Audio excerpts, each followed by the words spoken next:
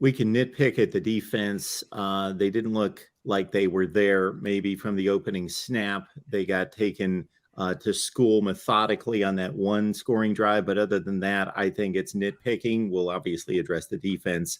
But at the same time, everything's directed toward this running game. And so, Tony, I'm going to throw two theories at you that I threw at Steve the other day. They couldn't run the ball that effectively. And it's more so third one, fourth and one, over and over and over, failed attempts there. Then the scoring play to get them on the board was Emeka Egbuka in some type of exotic end around. And I thought right there, are they going to utilize other players in the running game more in the next few weeks leading into and against Michigan, number one? And then number two, that fourth and one where CJ Stroud pulls it, and to everyone's surprise, he's in the clear. And then later in the game, they designed a run for him. And I thought, was Ryan Day waiting for Michigan? Was he waiting for the Michigan game, but he got to this point and thought, let's win this game?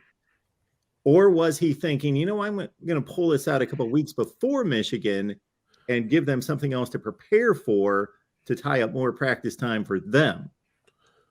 Well, I think they would rather have not done that because, as Ryan Day said, this was a break glass in case of emergency running CJ Stroud. And they get into this game, and Jim Knowles said it, Ryan Day said it, you win it any way you can. It doesn't matter what it takes or what you show or the any secrets that you give up. You just want to win the game.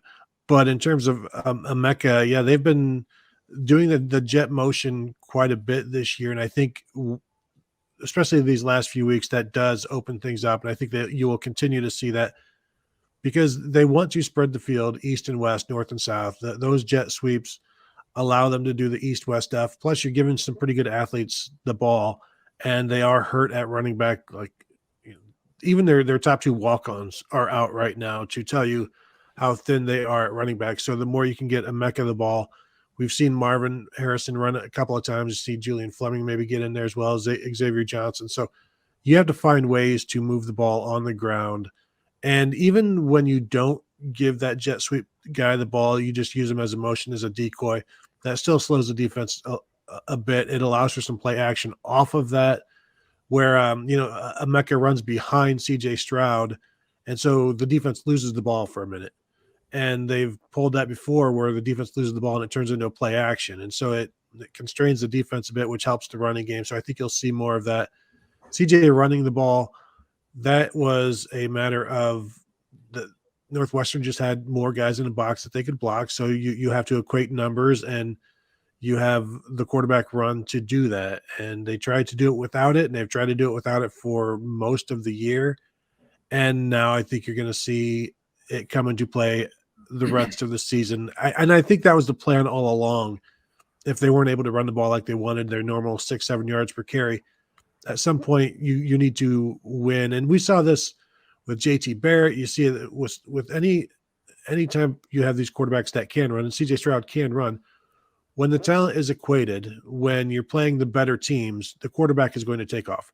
There's no reason for CJ Stroud to run against Toledo when they're up by 4 touchdowns at any point in the game. There's no reason for him to run against Indiana. There's no reason for him to take those risks.